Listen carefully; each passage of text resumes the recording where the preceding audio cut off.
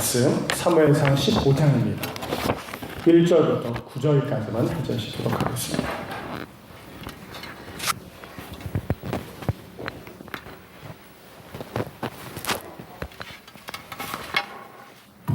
사무엘상 15장 1절에서 9절까지 하겠습니다. 사무엘이 사울에게 이르되 여호와께서 나를 보내어 왕에게 기름 부어 그의 백성 이스라엘 위에 왕으로 삼으셨은즉 이제 왕은 여호와의 말씀을 들으소서. 만일에 여호와께서 이같이 말씀하시기를 아말렉이 이스라엘에게 행한 일이고 세무에서 나올 때에 그래서 가질로 내가 그를 벌하노라. 지금 가서 아말렉을 쳐서 그들의 모든 소유를 남기지 말고 진멸하되 남녀와 소아와 젖 먹는 아이와 우양과 낙타와 나귀를 죽이라 하셨나이다 하니 사울이 백성을 수집하고 그들을 빌라임에서 세어보니 무병이 20만명이요 유다 사람이 10,000명이라. 사울이 아말렉 성에 이르러 골짜기에 복병시키니라. 사울이 된 사람에게 이르되 아말렉 사람 중에서 떠나가라. 그와 함께 너희를 멸하게 될까 하노라. 이스라엘 모든 자손이 애굽에서 올라올 때에 너희가 그들을 소개하였느니라. 이에 된 사람이 아말렉 사람 중에서 떠나니라. 사울이 하웰라에서부터 애굽 앞 술에 이르기까지 아말렉 사람을 치고 아말렉 사람의 왕 아각을 사로잡고 그날과 그의 모든 백성을 진멸하였으되 사울과 백성이 아각과 그의 양과 소의 가장 좋은 것 또는 기름진 것과 어린 양과 모든 좋은 것을 남기고 진멸하기를 즐겨 아니하고 가치 없고 하찮은 것은 진멸하니라. 아멘. 오늘도 축복의 날이 되기를 선언합니다. 선언을 잘 받아들이셔야 합니다. 그래서 오늘도 소망 가운데 살아가는 우리 성도들이 되기를 축복합니다.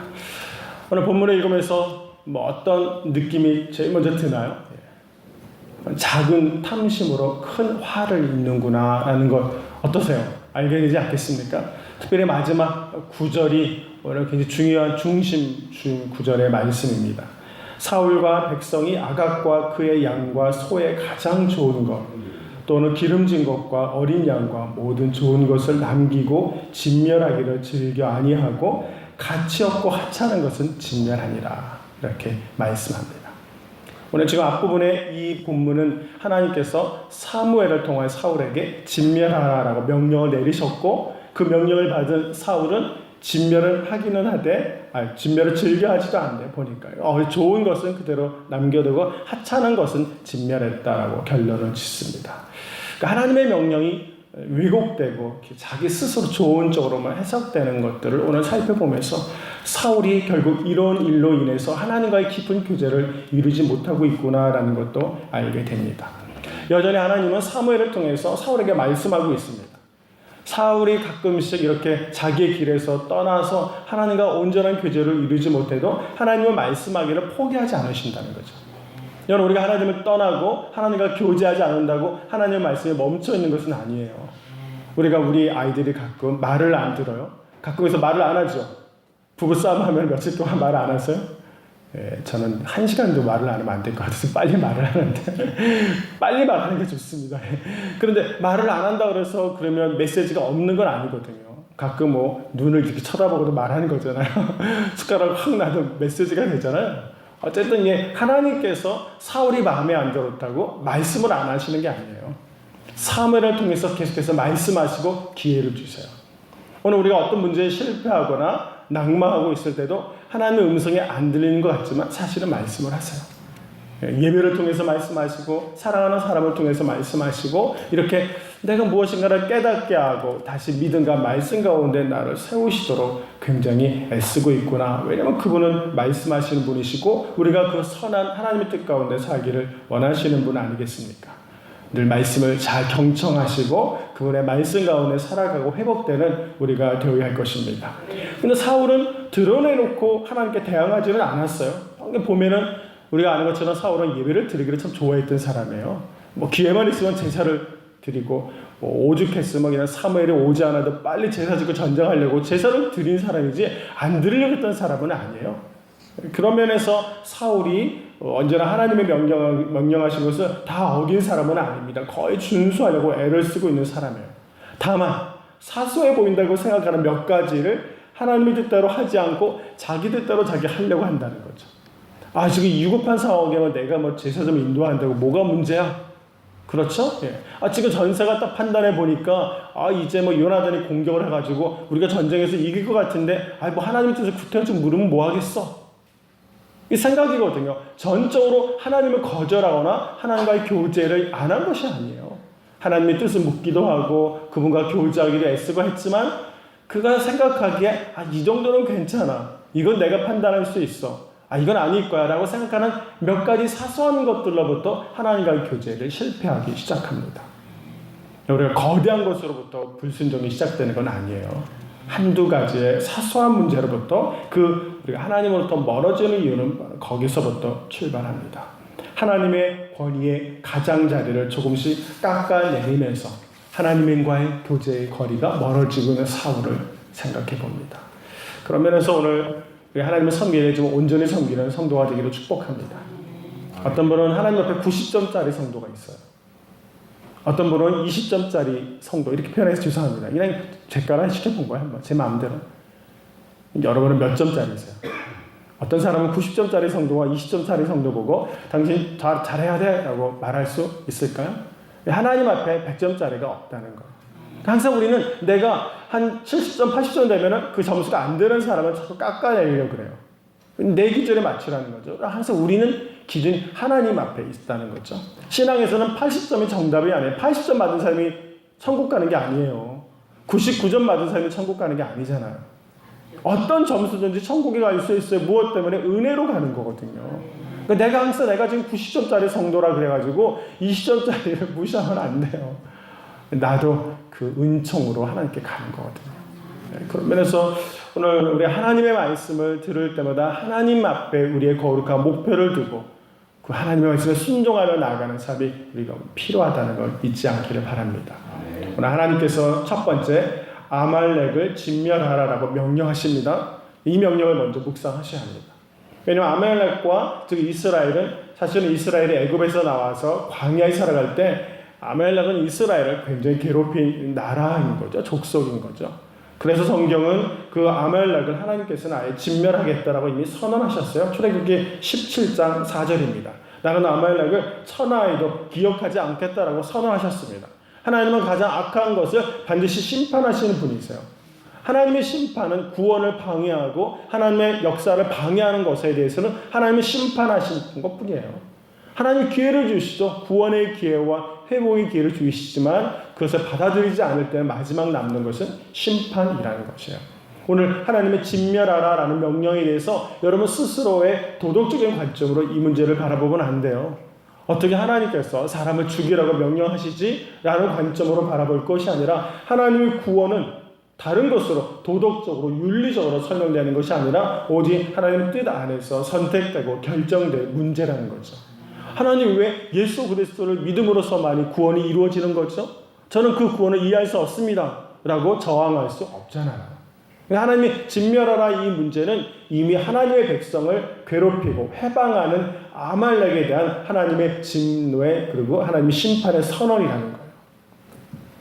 이스라엘이 행군할 때 앞에서 해방하고 뒤에서도 야비하게 공격하고 괴롭혔던 적들이 아말렉입니다. 하나님의 계획과 하나님의 백성을 방해한 것에 대한 선언이 너희를 진멸하겠다라는 하나님의 말씀이 있었다는 겁니다. 저는 가끔 이제 세상을 살면서 도덕적인 관점을 갖고 있다 보니까 이런 문제를 들으면 아이들이 굉장히 당황해요.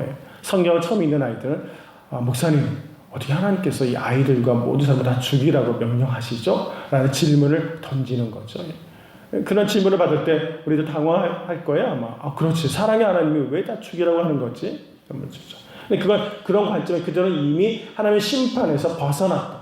마지막 날에 우리가 하나님의 구원의 방식이 아니면 누구도 천국과 하나님의 백성이 될 수는 없습니다. 누구도 심판을 피할 수 없어요. 그 사람은 세상에 살 때 좀 도덕적으로 착한 일 많이 하고 살았습니다. 그 사람은 구원받을 수 있습니다 라고 선언할 수가 없어요. 하나님의 구원의 방식은 그분이 결정하신 유일한 방법밖에 없다는 거죠. 그래서 우리가 보기에는 너무한 것 같지만 하나님의 길은 언제나 옳다라는 것을 인정해야 합니다. 그래야 그분의 말씀대로 우리가 순종하는 길을 살아갈 수가 있다는 거죠. 진멸하라 어떤 명령 앞에서 우리가 우리의 생각대로 그 명령을 해석할 수 없다는 겁니다. 그 말씀을 보다 진지하게 구원을 이룬 능력의 말씀을 먼저 받아들이는 것이 선행되어야 할 일 아니겠습니까? 하나님은 온전히 언제나 오르시다는 것을 인정하고 기억하기로 축복합니다. 그 하나님의 오르심을 가지고 우리는 그저 순종하며 살아가는 것이 우리들의 삶이어야 합니다.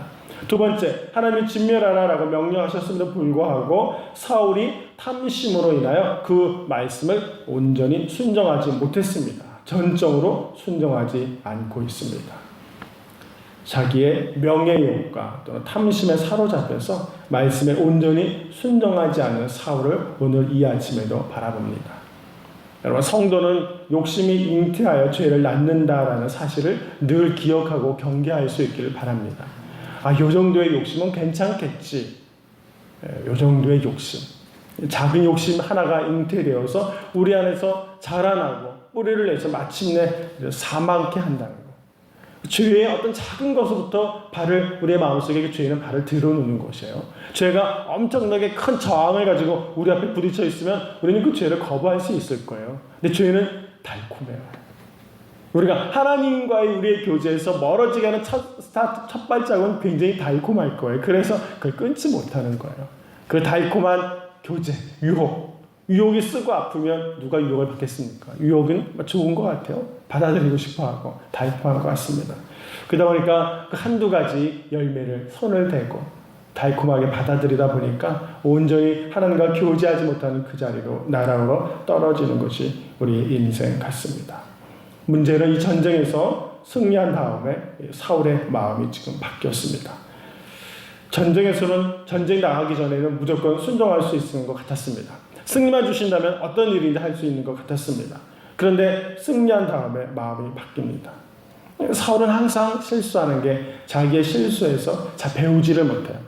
처음에 사무엘 대신하여 제사를 드려서 전쟁에 나갔다가 실패하기도 하고 또 하나님이 회복시켜줘서 승리하게 되는 것에 대해서 배우지 못하고 이 많은 과정을 통해서 어떻게 실수를 다스려가야 할지를 몰라요.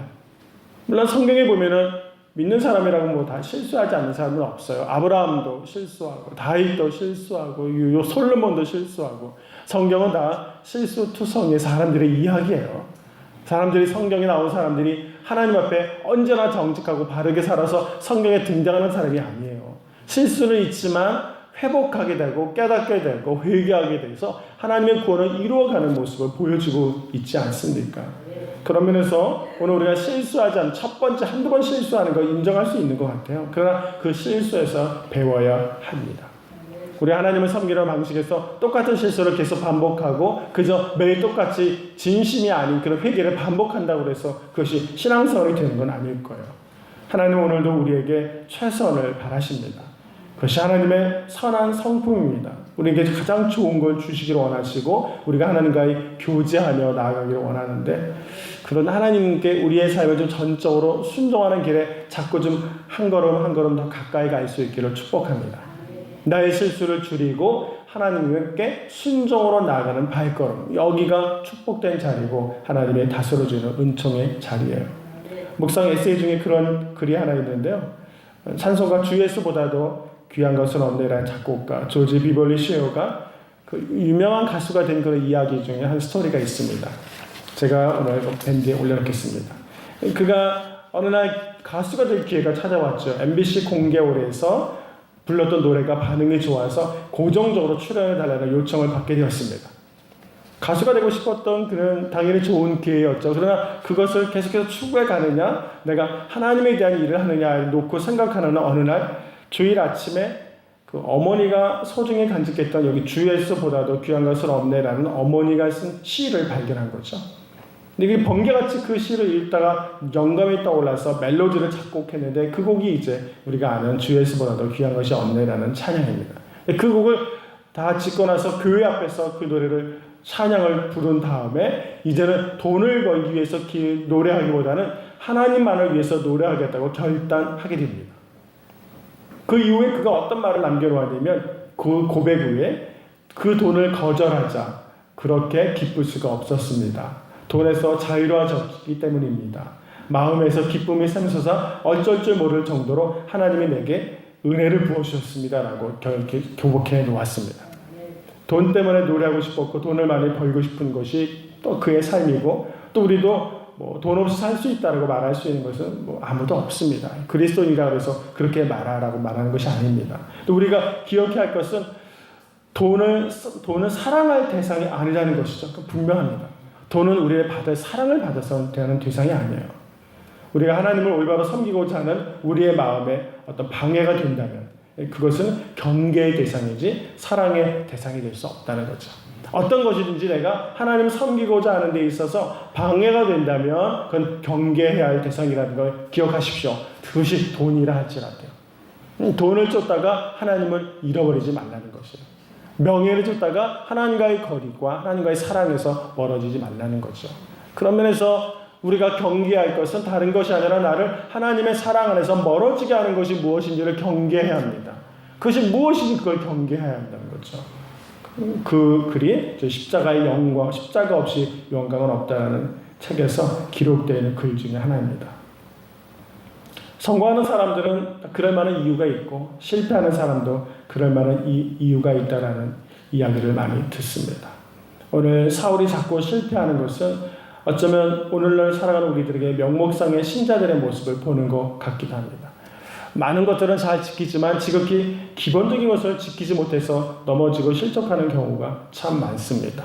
우리의 구원은 은혜로 된 것이라는 걸 한순간도 잊지 않기를 축복합니다.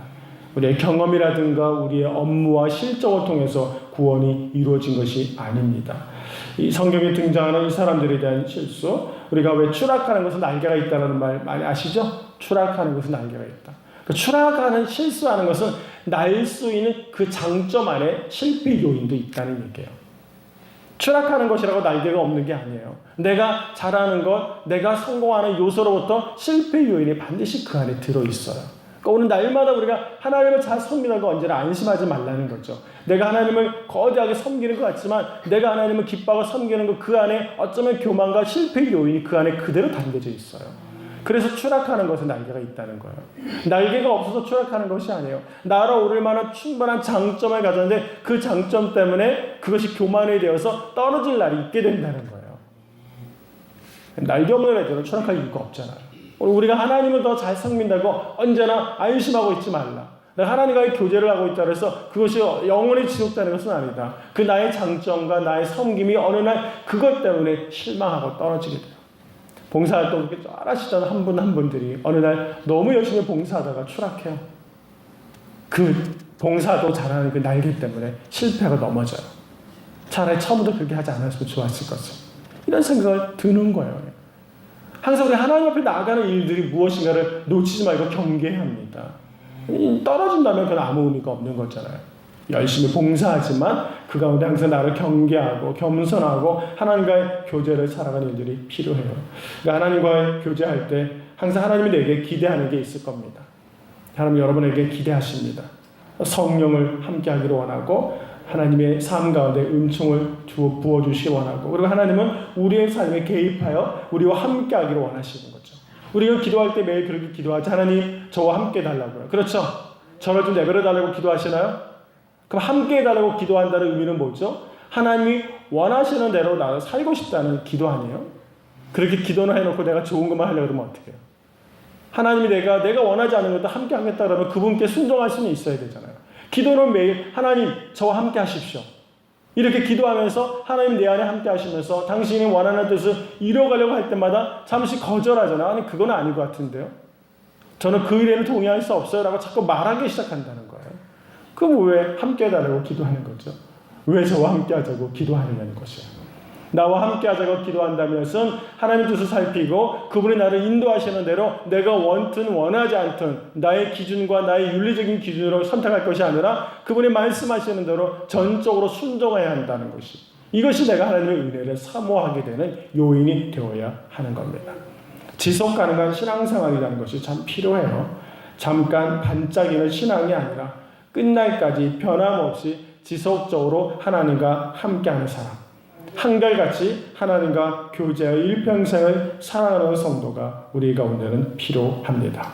사랑하는 여러분, 오늘 본문의 말씀을 들으시고 묵상하면서 어떤 마음이 여러분 가운데 들려지고 생깁니까? 또 주의 성령이 여러분에게 어떤 마음을 주기를 원하십니까? 주님과 더 가까이 가기를 원하는 우리들에게 때로는 하나님 일을 한다고 하지만 두 마음이 생기기도 하고 한눈을 팔 때도 있는 것 같습니다. 주님 외에 다른 길이 없는 걸 알면서 예수를 믿는 길에는 다른 방법이 없어요. 예수 그리스도의 십자가 안에서 그분과 순종하는 것 외에 다른 길이 없습니다. 만약 구원을 이루고 하나님의 백성이 되는 또 다른 길이 있다면 한눈을 팔아도 괜찮습니다. 그러나 하나님의 백성으로서의 구원을 이루는 천국 백성의 삶을 살려는 예수 외에는, 순종하는 것 외에는 길이 없습니다. 그러니까 우리가 두 마음을 품어서는 안 돼요. 오직 하나님 앞에 전적으로 순종하는 한 가지 마음을 가지고 추락하지 말고 한결같은 신앙으로 주님 앞에 나아가야 합니다. 사소해 보이는 것 한두 가지가 나의 마음대로 판단해서는 안 되는 필요가 있습니다. 사울이 그가 추락하게 된 데에는 자기가 생각하는 한두 가지 문제는 이쯤은 괜찮겠지라는 생각으로부터 불순종의 깊은 나락으로 떨어졌다는 걸 오늘 기억하시면서 보기에 좋아 보이고 나중에 이거 하나님께 드릴 거예요 라는 이유를 많이 대지만 하나님은 아말렉에 속해 있는 그 모든 것을 받고 싶어 하지 않으셨습니다. 진멸하라 라고 명령하셨는데 그 명령을 자기 나름대로 사소하게 해석하고 불순종함으로 그는 영원히 그 뒷장부터 이제 하나님은 그를 영원히 왕의 자리에서 나는 그를 버렸다라고 선언하시기 시작합니다. 이런 심판의 선언이 어디로부터 시작되느냐? 거대한 잘못이 아니에요. 한두 가지의 사소해 보이는 것으로부터의 첫 발을 내딛는 것으로부터 하나님과의 우리의 관계가 멀어지기 시작한다는 걸 인식하시면서 오늘도 온전한 순종의 자리, 그 자리에서 하나님과 교제하는 귀한 성도가 되기를 주님의 이름으로 간절히 축원합니다. 기도하겠습니다.